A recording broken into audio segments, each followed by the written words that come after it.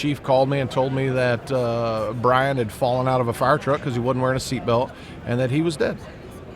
And it was a shift in the force for me, and it started me down the line of, you know what, we shouldn't be dying for needless reasons. We just shouldn't. Our guest today is Lance Vinson, Western Director for the FDSOA, the Fire Department Safety Officers Association. Lance is the training battalion chief for Amarillo, Texas Fire Department, and his passion is safety. Is it possible to dial up your safety without sacrificing aggressiveness? And what does that look like? How can you make your department a national leader in clean air? We'll tackle those questions with Lance on episode 8 of the Fully Involved podcast. We have Lance Vinson here. Lance, you wear so many different hats in the health and safety world. First of all, thank you so much for joining us for this conversation. Thanks for having me. I'm super excited to be here. So tell me, what are all the different hats that you wear? So I'm professionally employed with the Amarillo Fire Department. I'm the training battalion chief there. I also served as a health and safety captain before I became the training chief. The HSO there and I have a really good relationship, heavily engaged in after-action reviews and incident safety in my organization. Also serve as a Western Director for the Fire Department Safety Officers Association. So that's where a lot of those hats, I guess, that's where I put them on. From helping drive safety culture around the country by being exposed to different fire departments.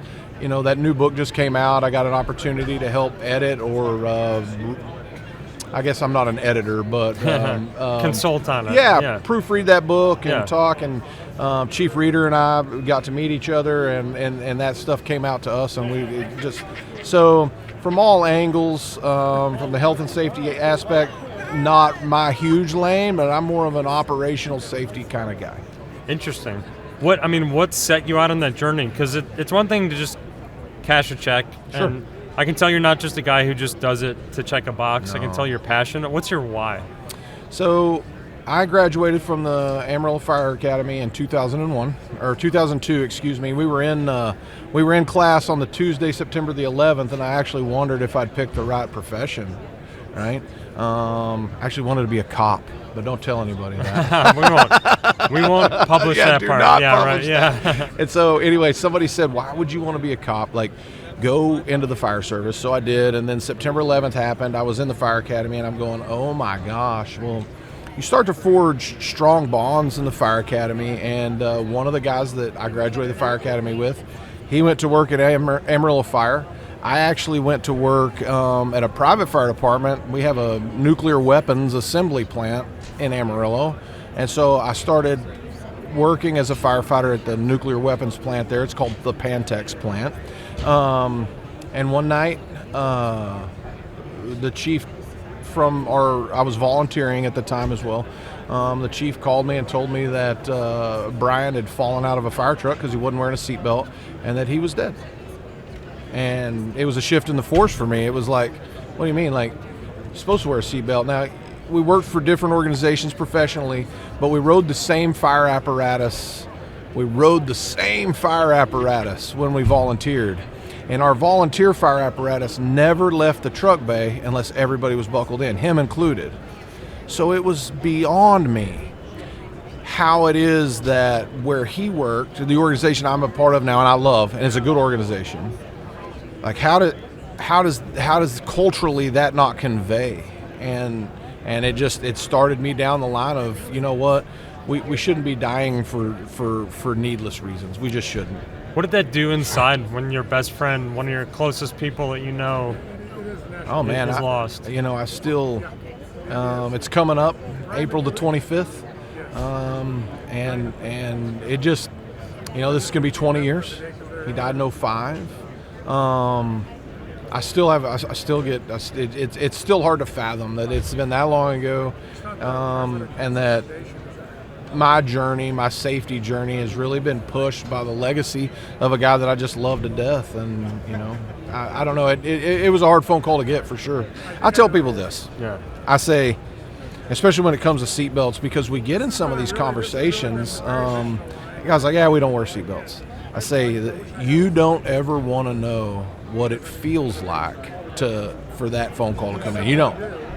And all of what we think is safe is bred by our experiences, and that's a small sample size.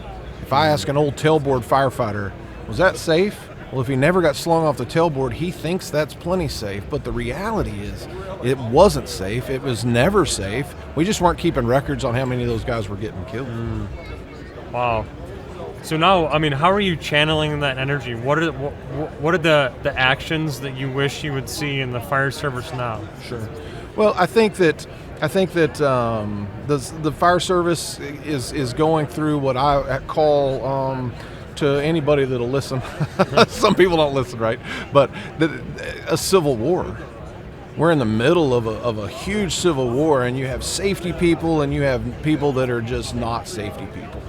Now, I believe in aggressive firefighting, but I believe in intelligently aggressive firefighting, and I hate seeing arbitrarily aggressive firefighters. I think that every decision we make, from the time we walk in or out of the firehouse to while we're on duty to when we're running calls, needs to be calculated, and you need to know why it is you're doing what you're doing.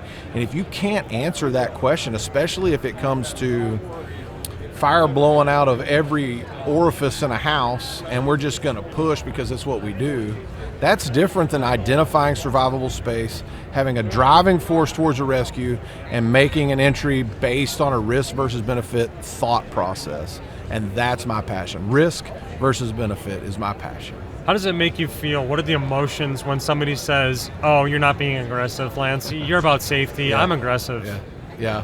So, well, first of all, I tell them, because most of those folks haven't grown up with me in the fire service, and I go, "You don't know me." The first time that I got into kind of officially into this safety role, the battalion chief that was bringing me on, they'd assigned me to him. He came to me and he told me, he said, "Man, I'm really concerned about you being my safety captain." And I said, "Why?" And he said, "Because you're a cowboy." And I said, "Oh, Chief, I'm not a cowboy.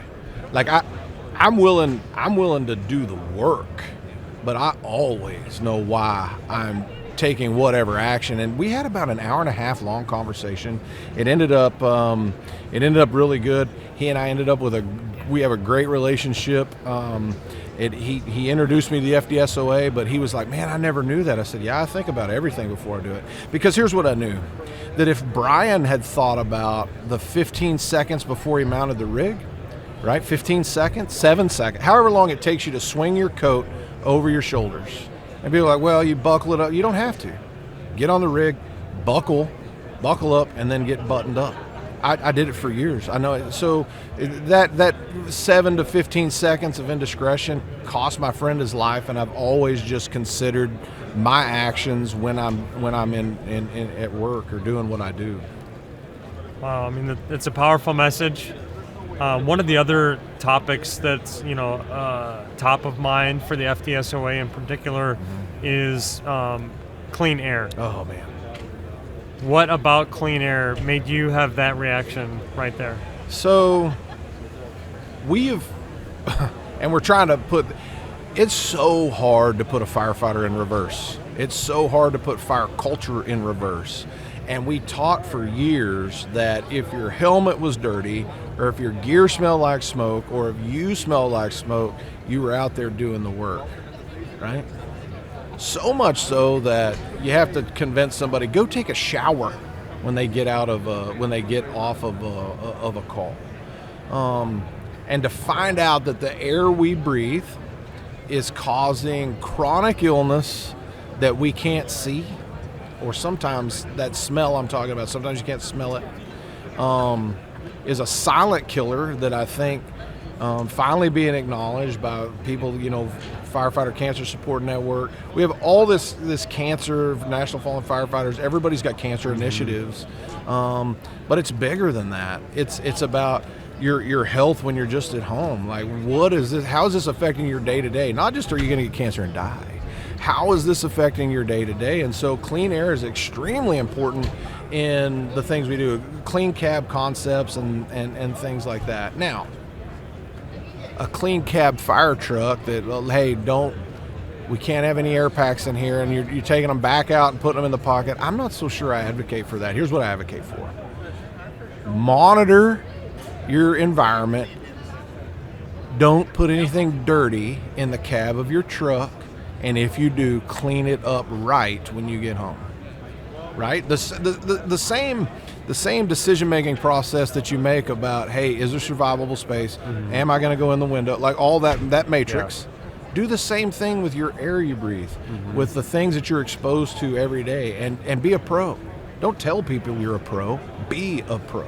Looking to make your department safer? TFT Health is helping departments across the world fight unseen threats like cancer and mold with next-level air decon. To better protect your crew on the move, Crew Protect seamlessly fits into the cab. Or for larger areas, you might consider the Station Protect. Curious to learn more? Schedule a demo at tft.com/demo. Where is clean air important? Is it just the cab? Is it the firehouse? I mean, where are the problem areas? You ever?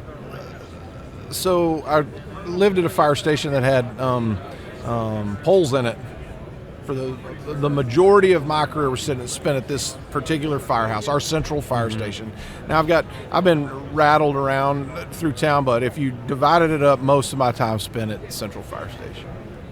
And it always amazed me that we would check off trucks and tools with the pole hole to the bedroom right above us. Insane. So no, it's not just the cab of the truck. It's where we live, where we eat. It's everywhere. Because of the things that we're exposed to all the time, and if people make good decisions about those things, I think we can start to clean up the air around us and help us. I said this yesterday, outlive the studies on our pensions, right? Make somebody go, oh, that guy wasn't supposed to live that long, right? That would be awesome. Why is there resistance to clean air? Because it's hard. Because it's another thing that we have to do.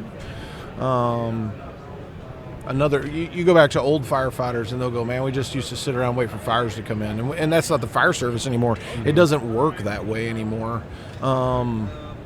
We have to justify our existence all the time. People have become understand that we'll get any from the cat out of the tree to your paper cut.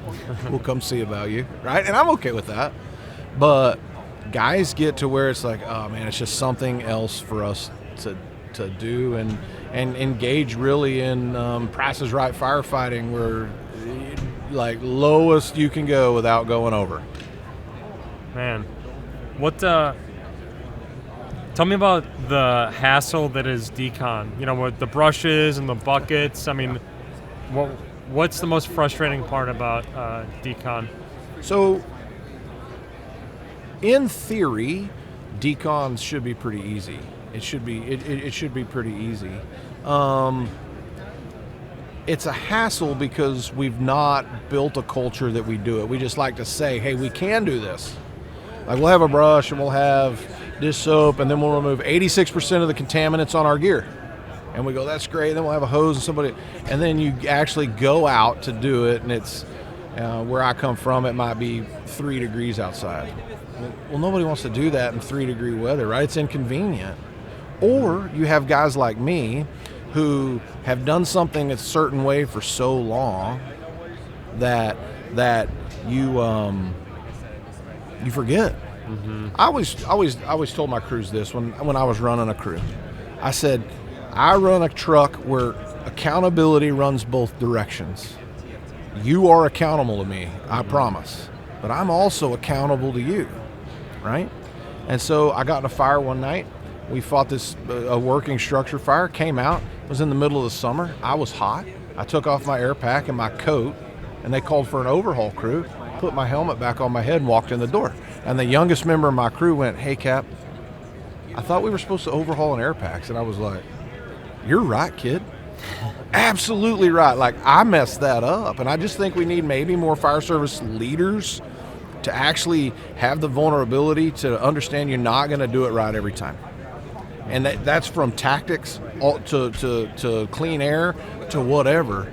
But be coachable and listen to what even the babies are telling you. And I said, you know what? And we came out and we all geared back up and put our air protection on and went into overhaul. But I'd overhauled houses for 20 years without an air pack on. Wow. You know, and so.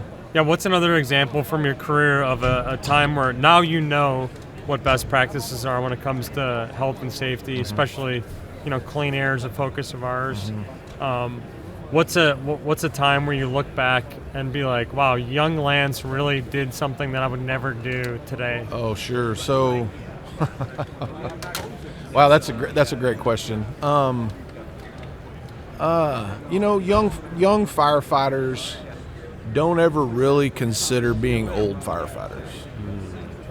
And I think that if I boiled everything down, some of the things I did as there are things that my wife's like, you shouldn't even be around. And I'm a safety guy, like I really am. I try to make good decisions but it wasn't until I started driving a truck and going, whoa, this responsibility is heavy, right? And that's really the time that I started digging in.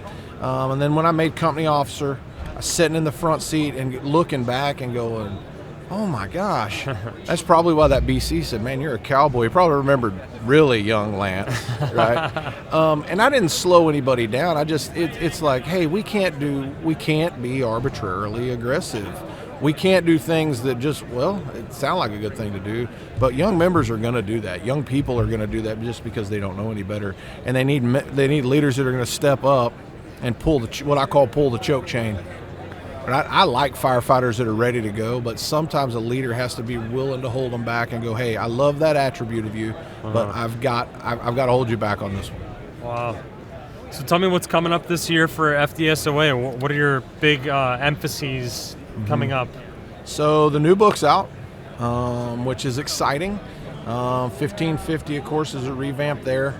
And at our conference, I was just talking to our chair, Eric Valier, about it. Shout out to him.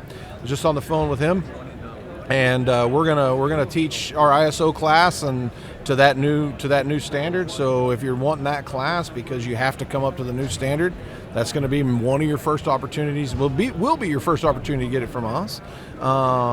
Conference is moving to Phoenix area. It's going to be in Scottsdale. It's going to be awesome. Be in January. If you want information about that, it's fdsoa.org.